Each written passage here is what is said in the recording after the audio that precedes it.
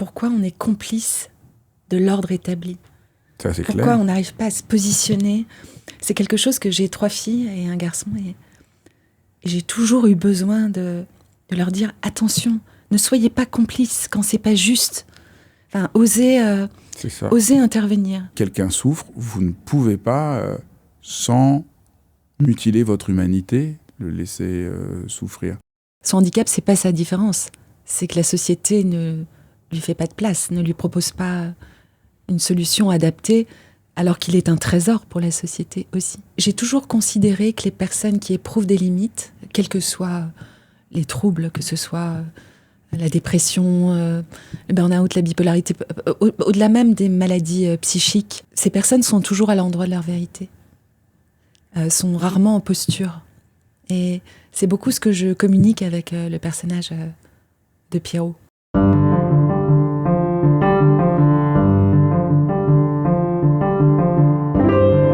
Est-ce que ça vous est déjà arrivé de vivre une sainte colère ?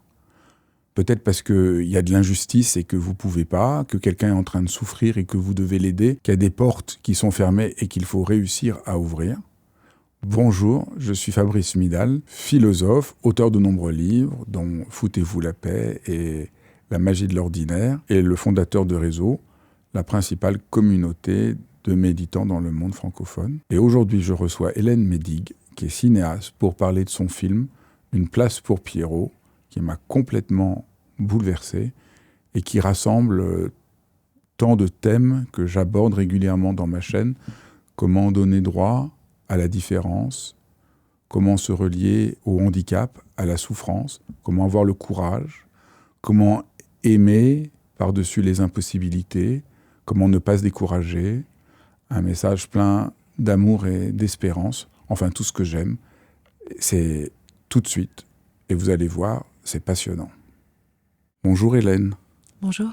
Alors j'ai vu votre film, Une place pour Pierrot, ça m'a complètement bouleversé, c'est pour ça que je vous ai demandé de venir, parce que je trouve que ça parle de comment on peut se battre par amour contre des prisons, des murs qu'on a en soi et des murs qu'il y a à l'extérieur. Est-ce que cette idée-là, qu'on peut se battre par amour, ça a nourri votre travail de réalisation de ce film? J'aime bien vous entendre le présenter comme ça.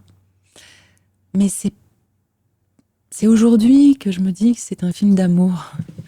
Mais c'est pas ce qui a motivé le récit.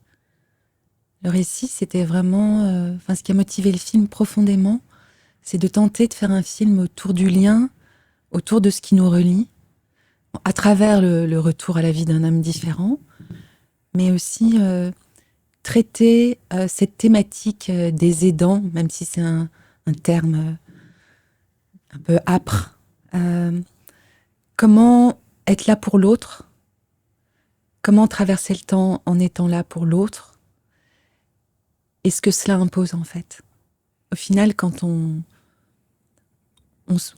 accompagne une personne fragile qui éprouve des limites, on n'a pas d'autre choix que de se rencontrer. En même temps, les études montrent que tout le monde n'aide pas quelqu'un qui souffre. Et il y a des chiffres un peu effrayants. Par exemple, beaucoup d'hommes, beaucoup plus que des femmes, quand leur femme tombe malade et a un cancer, partent. Donc quand même, sans amour, pourquoi vous aideriez quelqu'un? On voit que ce grand paradoxe que des gens qui aident un de leurs proches malades ou un des proches handicapés, tout le monde ne le fait pas. Oui, parce que c'est un chemin. C'est un chemin vers soi. Et il y a des personnes qui ne sont pas équipées ou qui vont pas avoir le courage de faire le chemin vers eux. Parce qu'au final, encore une fois, être là pour l'autre, ça impose de se rencontrer. Ça impose de se connecter à ses émotions. On ne peut plus mettre sous le tapis quand on est là pour l'autre. On scoltine la réalité. Et donc la sienne. On ne peut pas être à côté de soi. Peut-être on peut dire quelques mots sur le sujet de votre film et un peu le présenter pour que les gens voient l'enjeu de notre discussion. Le pitch, c'est Camille, 45 ans, interprétée par Marie Gillin, qui est avocate, très engagée, qui a une fille de 14 ans, qui vient, on comprend très vite dans le film qu'elle vient de se séparer du père de sa fille, et qui décide de façon très organique, très déraisonnable, très compulsive, de retirer son frère différent du foyer médicalisé où il réside, et de le prendre chez elle. En fait, elle découvre, elle avait eu quelques messages auparavant, mais qu'il subit une surmédication. Et c'est une fois de trop. Elle va pas réussir à maîtriser sa colère. Elle va foncer avec l'aide de quelques amis dans ce foyer médicalisé et tout passer par la fenêtre. Alors comment ça s'est passé chez Gino aujourd'hui ?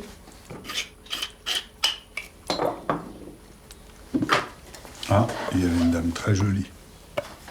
Une cliente ? Oui. Oui, elle avait les cheveux comme Maria dans La Mélodie du Bonheur, c'est-à-dire jaunes. Je veux être amoureux. Tu sais, Pierrot, parfois c'est compliqué les histoires d'amour. Ah, c'est compliqué. C'est quoi pour toi être amoureux ? Ah, c'est quoi pour moi être amoureux ? C'est dormir dans un grand lit. Ah. Avec ta fiancée ?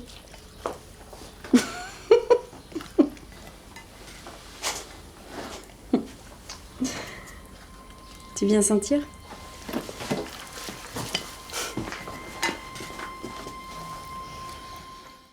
Et donc le film raconte, au fond, la justesse de cette colère.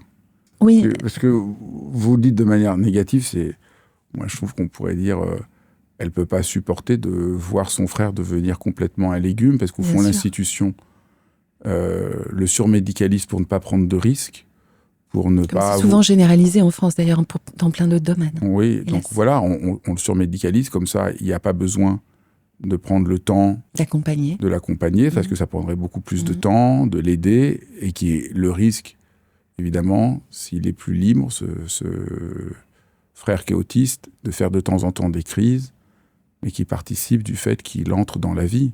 Et donc, elle ne peut pas supporter ça. Parce que quand vous le dites, c'est quand même l'instinct le plus profond d'amour en elle qui fait « je ne peux pas laisser mon frère Bien sûr. devenir... Mais c'est un personnage magnifique. Mais après, j'ai tenté avec le personnage de Marie Gillin. C'est un personnage avec beaucoup de contradictions, qui est constitué, en fait, son identité est constituée par son histoire avec ce frère différent, qu'elle aime tendrement, et bien sûr dont elle se sent responsable. Sa colère, elle est saine. c'est une sainte colère. Oui, Voilà. parce que j'insiste beaucoup dans mes livres et mon travail que c'est terrible la manière dont aujourd'hui on dévalorise la colère, Je suis alors d'accord. qu'elle peut... Et c'est ça qui est très beau. Alors bon, C'est les plus belles sources de transformation pour moi. Et c'est exactement ce que va faire Camille pour aller au bout. Elle va donc le prendre chez elle, dans ce nouvel appartement dans lequel elle vit avec sa fille. Donc à ce moment-là, elle va pas prendre sa fille en compte. Elle va pas se prendre en compte non plus, parce qu'en fait, le quotidien avec ce frère différent, au final, ça a des conséquences difficiles. Mais malgré tout, elle va porter en elle l'espoir et la promesse d'un autre chemin, d'un autre lieu pour lui.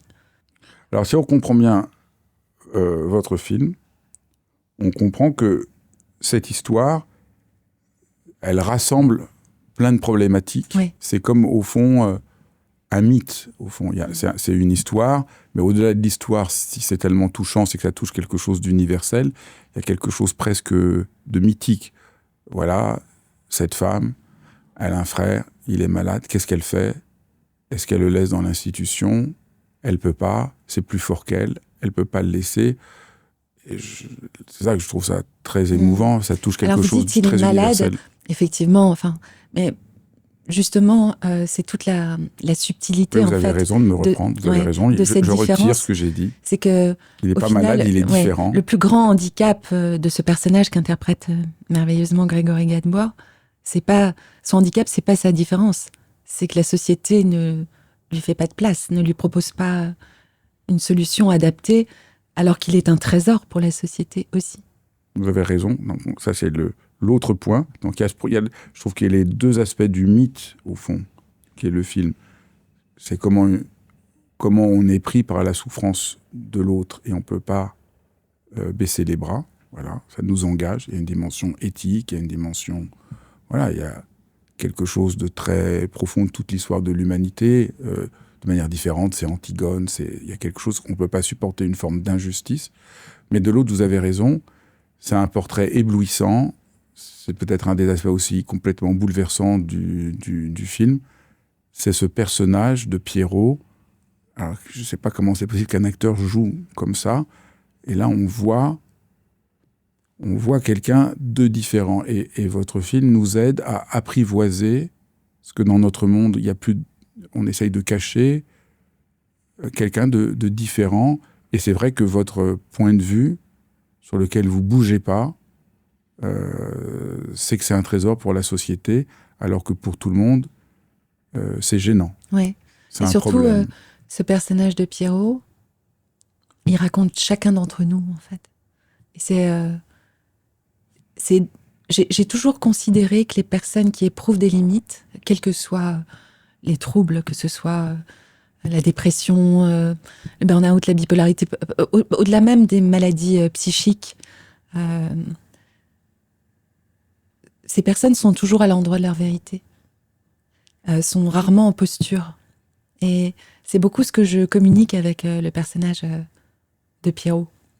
Ça, c'est très difficile à entendre dans notre société. Peut-être on peut essayer de revenir là-dessus, mais c'est quelque chose que je défends aussi beaucoup.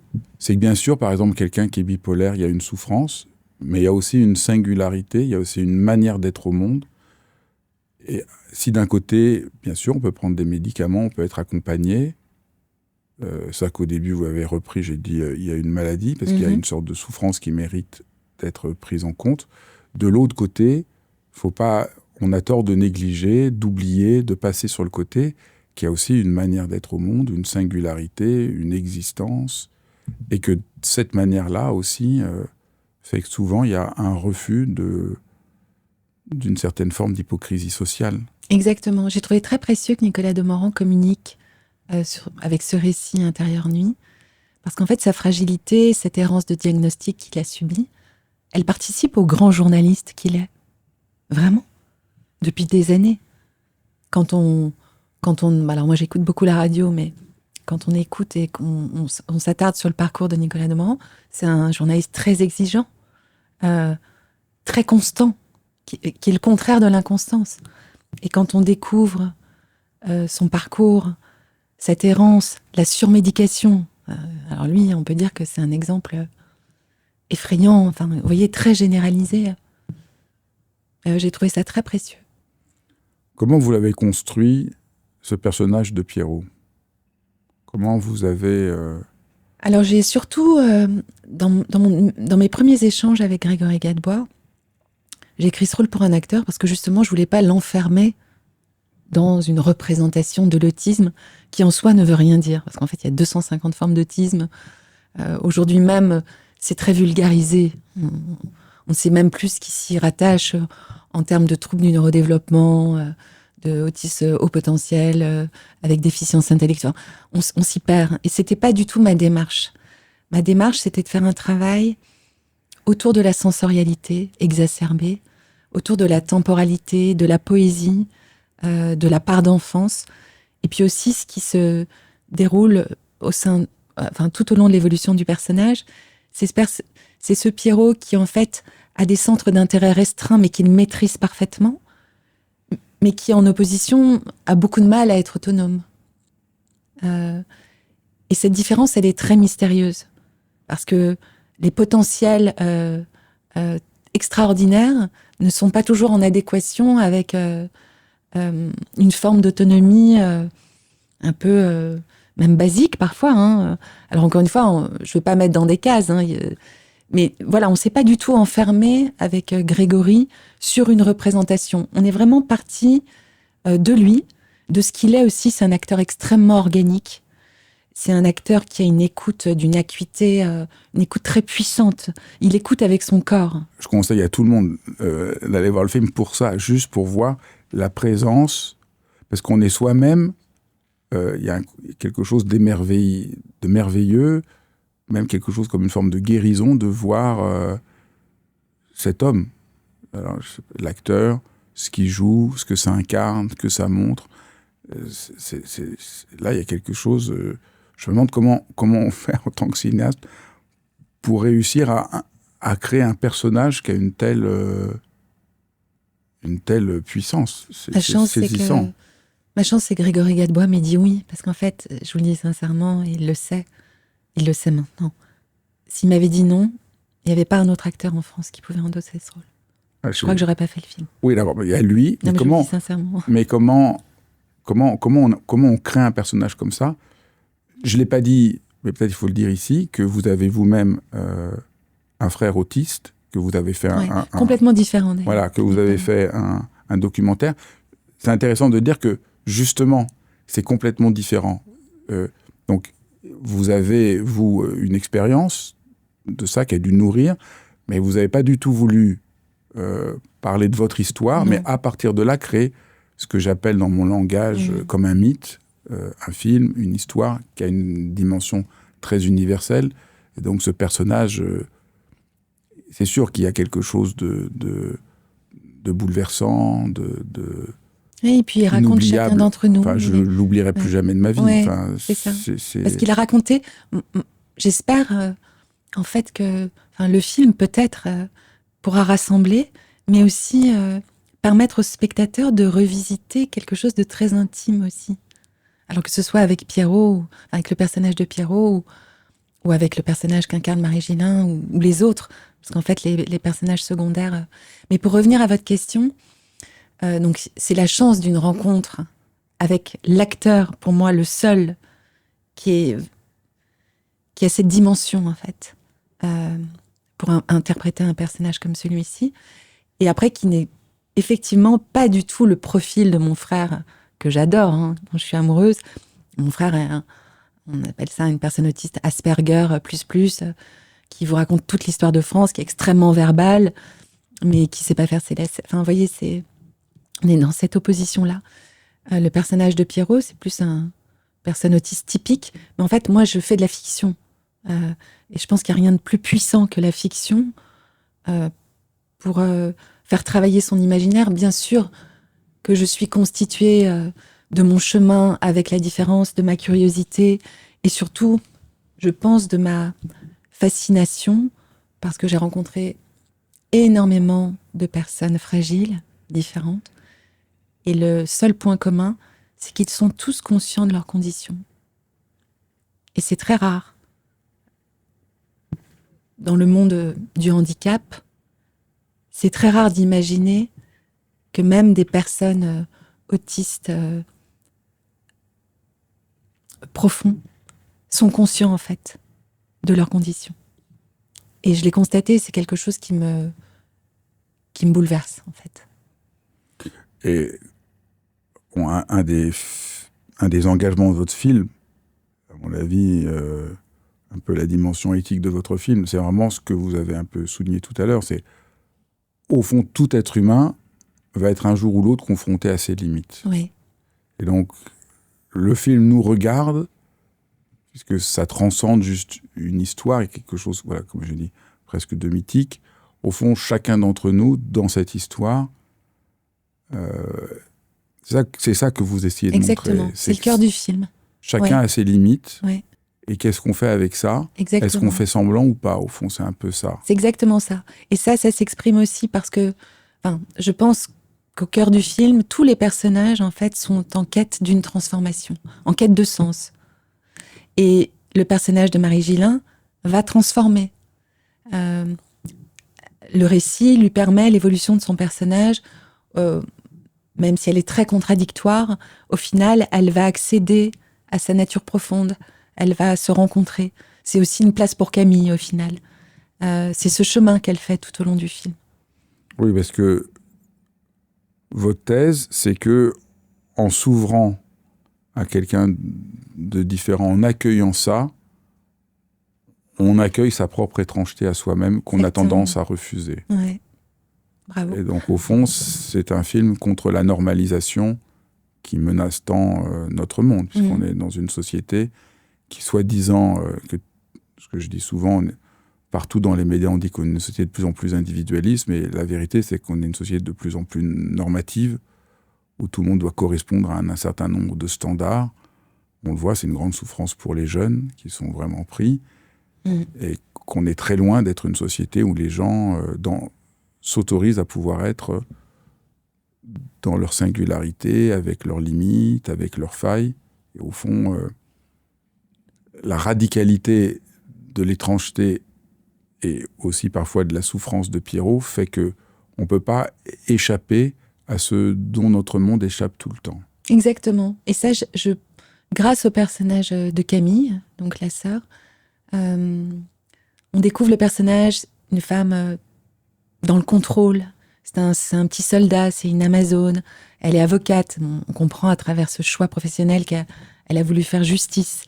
Elle est jamais dans la séduction, pas du tout reliée à sa féminité, toujours les cheveux attachés. Enfin, voilà, elle est en bataille, quoi.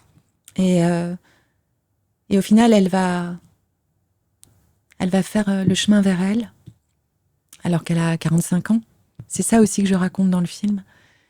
Parce qu'il y a une thématique qui m'obsède depuis longtemps. C'est à quel moment dans notre parcours de vie on devient libre. À quel moment on n'est plus conditionné par sa filiation, par son histoire familiale. Pourquoi on a si peur de la souffrance ? C'est aussi ça un des thèmes du film. Ouais. Au fond, parce que c'est un peu ça. C'est la seule manière de se relier à Pierrot, c'est d'avoir un peu moins peur de la souffrance, d'avoir un peu de tendresse pour pouvoir l'accueillir. Au fond, à l'hôpital, ils ont peur de la souffrance. Ouais, mais je pense qu'aussi, d'ailleurs, quand on rencontre des personnes qui ont fait assez jeunes, soit l'expérience du deuil, ou l'épreuve de la maladie, ou l'épreuve d'être vraiment confronté à des personnes fragiles, ça constitue une identité. Hein. C'est un prisme, c'est une façon de découvrir le monde, d'avancer dans le monde. Et souvent, on s'en défend, on veut être solide. On laisse pas de place, en fait, à la fragilité. Parce que quand on a quelqu'un de fragile en face de soi, au quotidien, on s'impose d'être costaud, quoi. Et parce que la souffrance, on l'a sous les yeux. Moi, j'ai l'impression qu'on a peur de la souffrance parce qu'on a peur d'être touché. Ouais. On a peur d'être ému. Oui, aussi, c'est une protection, bien sûr. On a peur... De toute façon, tout dans notre société nous invite à nous protéger, hein, beaucoup. Oui, à ne pas sentir. Ouais. C'est un autre thème qu'on va venir, Ouais. qui est très important, que c'est pas parce qu'on est aidant qu'on doit être parfait, Exactement. mais que les héros n'ont pas besoin d'être parfaits, et qu'on confond la grandeur éthique avec la perfection. Ça participe de cette même normativité de notre société.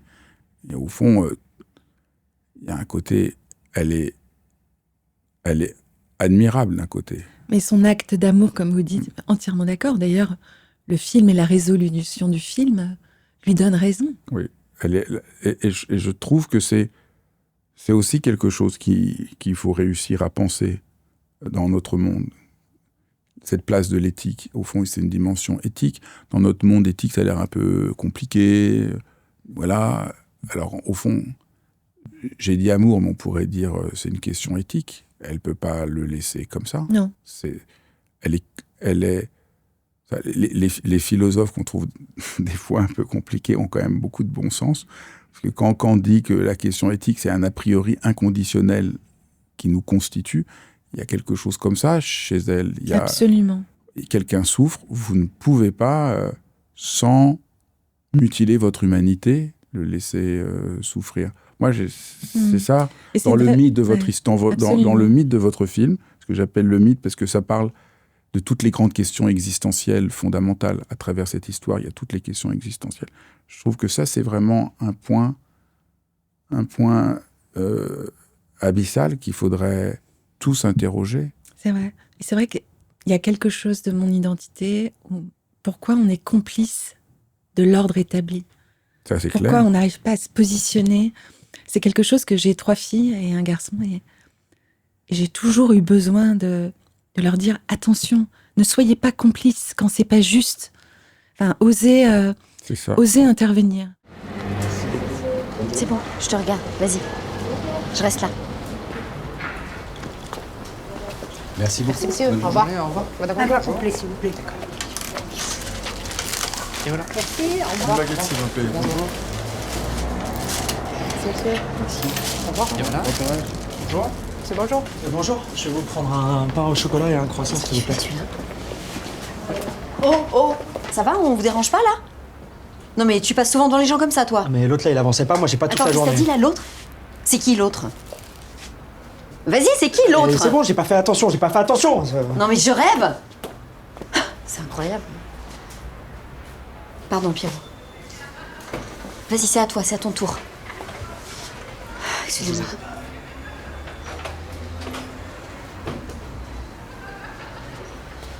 Vas-y. 3 pains au chocolat et 2 baguettes, s'il vous plaît, madame.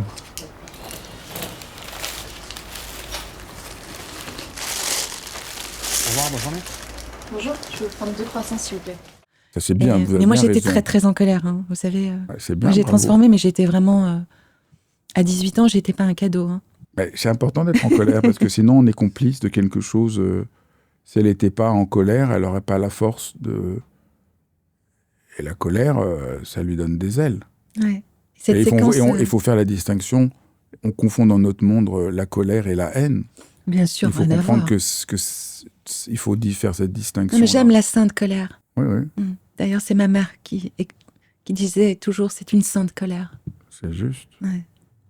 Le Christ se met en colère. Enfin, tous les grands hommes ont eu des colères qui ont libéré de l'ignominie et du mal. Il y a un autre thème qui va peut-être vous surprendre, mais que je trouve... voilà, j'ai vu le film il y a quelques semaines, j'ai eu le temps d'y penser. Au fond aussi, puisque je dis que c'est un film un peu mythique, et un film un peu éthique, et un film qui pose des questions éthiques et des questions politiques sur la place de celui qui est fragile et qui est différent dans un monde de plus en plus normatif. Ce que je trouve au fond très fort, c'est que c'est un film qui met de côté la tendance habituelle à la psychologisation. Je trouve qu'on vit un monde qui psychologise beaucoup trop les choses. C'est-à-dire tout de suite, on va expliquer le personnage de Marie qui dit non à un nœud psychologique, un problème psychologique, son histoire. Et je trouve que la force du film, c'est que vous tombez pas dans cet écueil. Bon, parce que vous travaillez beaucoup avec beaucoup de pudeur, vous montrez sans trop expliquer, avec beaucoup de... Je fais confiance à l'image aussi. Oui, donc Pour, ça vous sauve un peu de ce pour travers. délivrer ce qui n'est pas dit. Et c'est ce qu'avec mon co-scénariste Stéphane Cabel, c'est bien sûr notre obsession de ne jamais être dans l'explication, parce que c'est aussi ne pas faire confiance ni aux personnages, ni aux situations. Et aujourd'hui, on explique tout le temps. Tout le temps. On est dans le commentaire, même à l'intérieur d'une fiction. C'est terrible. Et ça, je trouve que c'est... Mais je ne sais pas si tout le monde va être sensible au sous-texte de mon film, par contre. Ben, en tout cas, j'espère. Et je crois que c'est très important dans votre film, justement, que la question n'est jamais cette explication psychologisante de notre monde. Donc je dis toujours, je ne suis pas du tout opposé à un travail psychologique dans un cabinet à un moment donné. Mais la généralisation d'explications psychologiques qui domine notre monde, non, elle dit non à rien de voir son frère. Voilà, comme je dis, c'est une sorte d'urgence éthique. C'est une sorte de... Elle peut pas, on peut pas. C'est juste pas possible. Ça se discute pas. Il n'y a pas besoin de chercher plus, elle peut pas. Et je trouve que c'est très important C'est très important, on perd beaucoup dans notre monde à vouloir comprendre à la fois nos engagements, mais aussi nos failles d'un point de vue psychologique. Et je trouve que ce que vous disiez précédemment, que je trouvais très beau, sur le fait que la dépression, l'autisme et tout ça, il y a une part aussi d'une dimension tout à fait singulière. Il y a une manière d'être au monde qui est absolument centrale. Donc de ne pas le réduire tout de suite à l'étiquette de maladie à partir duquel on regarde la chose, qui a la souffrance. Mais on ne peut pas enfermer la personne dans cette étiquette, participe aussi de cette dépsychologisation.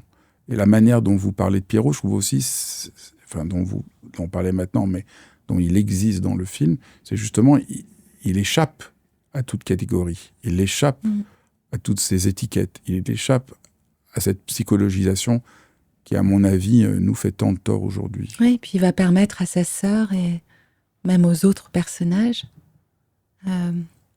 il a beaucoup à nous enseigner, en fait. Comme quoi, par exemple?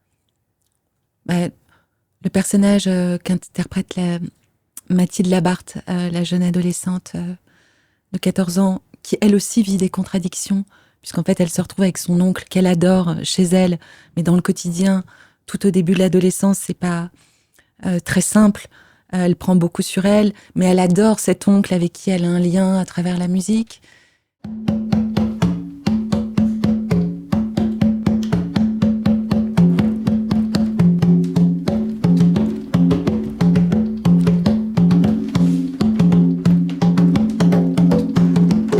Maman, il est quand même 1h du mat. J'ai cours demain. Oui, je sais, chérie, mais regarde, c'est super bon signe. Bon, Pierrot. C'est super, hein. Mais tu vois, c'est la nuit, là. C'est l'heure de dormir. Ah.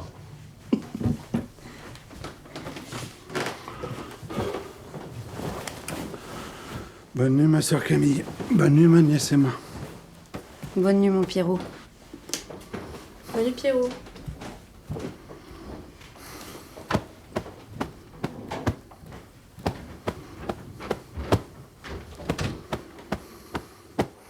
Mais en opposition, parfois, il lui fait peur aussi, il se met tout nu. Enfin, c'est parfois difficile de gérer cet oncle dans ce petit appartement.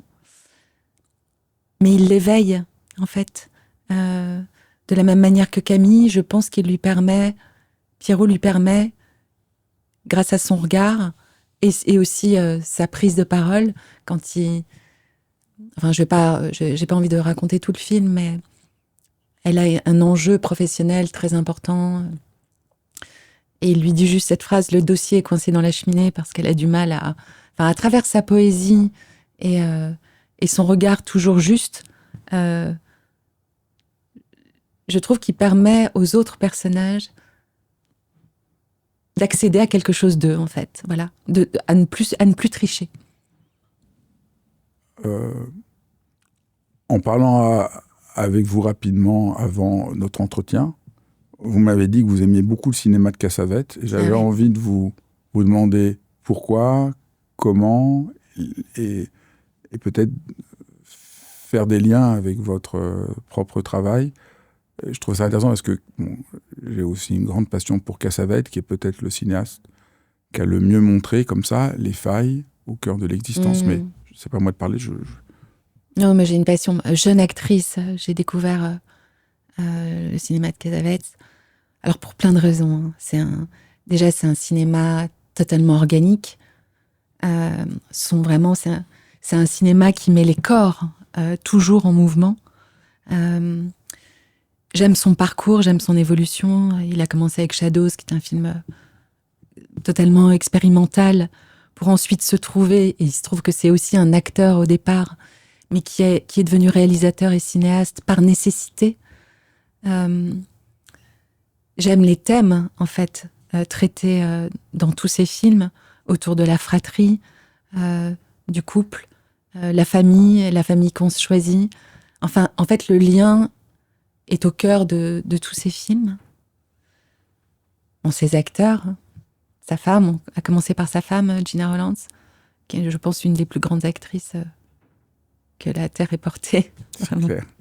Puis, mais le rapport aussi, j'imagine aussi, à cette brèche de folie. Oui, mais vous voyez, qui justement n'est jamais... Il n'y a pas de psychologie dans le cinéma de Cassavetes autour de la folie. Ça, c'est vrai. Ça, pour ça, c'est libérateur. toujours dans la nuance, c'est toujours très incarné. D'ailleurs, c'est comme ça que je l'analyse, mais c'est comme ça d'ailleurs que j'ai besoin de diriger mes acteurs. C'est que je leur demande de traverser une succession d'états. Je leur demande pas à l'intérieur d'une séquence, c'est la séquence de la colère, donc hop, il y a un état, c'est la colère, et puis les mots. Non, les mots, ils sont là, mais moi, c'est tout le sous-texte de l'acteur. Enfin, c'est tout ce qui est traversé qui m'intéresse. Et parfois, c'est 5, 6, rendez-vous 7 à l'intérieur de la même séquence. Donc vous leur dites quoi, par exemple? Au lieu de dire colère, vous diriez quoi? Mais non, c'est que sur une séquence de colère, en fait, la colère, elle peut s'exprimer tout à coup en étant... on commence la séquence, je donne n'importe quel exemple, en étant extrêmement fragile et en contenant une émotion de la colère, pour juste après être au final dans une nostalgie. Enfin, vous voyez ce que je veux dire? Il y a plein d'autres sentiments, même si le sujet de la scène, c'est la colère. Le cinéma de Cassavetes, que ce soit dans son écriture cinématographique, qui n'est pourtant pas, quand on écoute Cassavetes, moi je me suis beaucoup intéressée évidemment à son parcours, à comment il a construit ses films. Il ne mentalisait pas en fait, il découpait ses films, hein, mais il ne mentalisait pas en fait le plan qu'il allait faire. Mais tout le sous-texte, tout ce que l'image délivre, l'image ce sont des dialogues en fait chez Cassavetes. C'est ça qui est fou.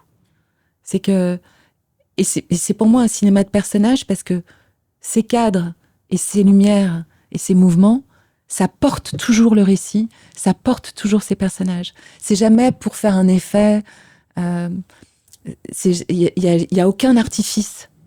C'est toujours pour porter les personnages et les situations. Enfin, c'est ce que je ressens. C'est quoi l'authenticité? C'est quoi l'artifice? Pour moi, l'artifice, c'est quelque chose de l'ordre parfois de l'effet et de l'esthétique. C'est une fioriture. Vous voyez, c'est comme un commentaire, c'est comme un acteur qui va pas faire confiance à la situation ou à son partenaire et qui va avoir besoin de commenter en fait sa réplique. Qui va pas juste l'intérioriser. Donc au fond, l'authenticité... On en est tous là. Hein. Bien sûr. Mais et l'authenticité? Alors, c'est pas l'authenticité, évidemment, c'est la vérité, mais c'est quoi la vérité? C'est d'être ici et maintenant. D'ailleurs, les acteurs de Cassavetes, ils sont ici et maintenant. Et à la fois dans une contrainte de dispositif, parce qu'il ne faut pas croire qu'ils s'amusaient, Cassavetes, juste caméra à l'épaule, à faire de l'impro, hein, pas du tout. Mais c'est la force de trouver une liberté à l'intérieur de la contrainte. Mais à vous écouter, ce que j'entends, c'est ce qui devient vérité à un moment, c'est de sortir d'une idée qu'on a sur, par exemple, colère et de rentrer vers beaucoup plus fine dans les différentes variations. Bien sûr, et que peut offrir une séquence. Et ça, c'est la même chose que toute l'histoire du film. Exactement. Dans l'histoire du film, on a un concept, on a une idée, et on va se confronter à comment le réel est beaucoup plus riche, divers. Et peut-être que la normativité sociale dont on parlait, qui fait qu'il n'y a pas de place pour Pierrot, et qu'il va falloir se battre pour lui trouver une place, et qu'il va y avoir des gens il n'y a pas de place parce que tout doit être réduit à des slogans, à des formules. À des cases. À des cases. Peut-être que la crise générale de notre monde, la crise de la démocratie, c'est la même chose. Donc, au fond, on pourrait dire votre film, c'est une grande leçon d'espérance, parce que l'espérance est peut-être de revenir en dessous des cases à la richesse de la vie, du sentiment et du lien. Et de lien. C'est vrai ou pas? Ouais. Je vais vous réécouter. Non, mais qu'est-ce que c'est qu'être cinéaste aujourd'hui? Comment on fait pour être cinéaste aujourd'hui? C'est intéressant parce que j'ai encore un problème de légitimité, en fait, vous voyez, pour vous répondre. Parce que moi, je réalise des films, j'ai pas fait la Fémis, alors évidemment, j'ai été sur de très nombreux plateaux de tournage et j'ai observé pendant des années. Vous avez commencé d'être par actrice? Oui, et je continue à être actrice d'ailleurs, mais depuis 12 ans, parallèlement, la nécessité de réaliser soit des longs métrages documentaires ou Oh, j'en vais tomber mon portable. Mais en fait, qu'est-ce qu'être cinéaste? C'est une quête. En ce qui me concerne, c'est une quête qui ne me quitte pas, ou qui en fait nécessite un engagement total sur plusieurs années pour raconter une histoire, et tout cela de façon collective. Parce qu'en fait, l'aventure d'un film, en tant que cinéaste, c'est vraiment le travail avec des corps de métier très différents. Il y a beaucoup de monde sur un film à toutes les étapes de fabrication. Et je me rends compte que c'est aussi à cet endroit créer du lien. Moi, je comprends ce que vous dites quand vous dites que vous avez encore un problème de légitimité. Je crois que tout le monde, jusqu'au bout de sa vie, a un problème de légitimité. C'est plutôt sain. C'est qu'il y a quelque chose... voilà, on ne peut jamais complètement coïncider à une identité. Oui. Maintenant, ma nécessité, elle est tellement puissante que, au final, je suis quelqu'un qui doute, mais je suis plus dans l'action d'ailleurs que dans le commentaire. Et rien ne m'arrête, en fait. Je ne me pose absolument pas la question. Quand j'ai réalisé un long-métrage documentaire, j'avais aucun doute qu'il sortirait en salle. Alors que, franchement, les docs, c'est pas donné à tout le monde de les sortir en salle. Mais c'est vraiment... c'est Jouvet qui disait « le talent, c'est d'avoir envie ». Et je sais pas si j'ai du talent, mais j'ai vraiment envie. En fait, quand j'ai envie, ça devient ma priorité absolue. Et je ne lâche rien, quoi. Voilà. Quitte à me tromper. On sent ça dans le film. Je pense que c'est ça qui a dû... Peut-être que c'est ça qui fait que vous êtes cinéaste. C'est la nécessité d'avoir à témoigner de quelque chose de vaste et de cette manière d'essayer de résister. Exactement. Vous êtes resté d'une manière différente la jeune femme que vous étiez, dont vous parliez tout à l'heure. Ouais. Quand j'étais petite, on m'appelait l'observatrice. Et après, vous dites que vous étiez tout dans le refus, dans la colère. Ouais. Au fond, vous avez donné une forme à votre colère pour en faire quelque chose d'ouvert et de vivant. Toute la création, pour moi, est synonyme de la colère que j'ai transformée. Vraiment, à tous les endroits. Mais aussi une nature que j'ai, c'est-à-dire que être au monde, c'est quelque chose qui m'a toujours questionnée, parce que j'ai grandi avec la différence, avec la fragilité. J'ai été confrontée au deuil très jeune aussi. Et au final, j'ai accepté d'être là et de ne pas être là. Parce que moi, je passe plus de temps à observer le monde qu'à l'incarner parfois. Enfin, je ne sais pas si je suis claire. Si, merci beaucoup. J'espère que ça donnera à tout le monde envie de voir le film et de découvrir comment Marie va faire, quel parcours incroyable elle va vivre, pour que malgré ce que chacun d'entre nous vit, qu'on a l'impression que les portes sont fermées, qu'il n'y a pas de place pour ce qui est fragile et restreint et limité. On peut quand même inventer une place. On peut donner une place à Pierrot, on peut donner une place à notre propre tendresse, on peut donner une place à notre propre fragilité. Une place pour Pierrot, c'est une place pour chacun de nous. Voilà. Merci beaucoup. Merci. Merci d'avoir suivi cet épisode de Dialogue. C'est vraiment un vrai merci, parce que c'est vraiment précieux que vous ayez vu cet épisode jusqu'au bout, que ça vous parle, parce que je fais ça pour vous. Donc c'est vraiment un échange. Et je suis vraiment conscient aujourd'hui qu'autour de Dialogue, il y a véritablement une communauté de gens pour qui prendre soin du monde, prendre soin de soi, prendre soin des autres compte beaucoup. Et c'est vraiment merveilleux de voir qu'on est ainsi une communauté. Alors n'hésitez pas à partager, à liker. Ça a l'air de rien, mais c'est vraiment très important. Ça participe d'une sorte de contagion heureuse dont notre monde a bien besoin. Je vous embrasse et je vous dis encore une fois merci.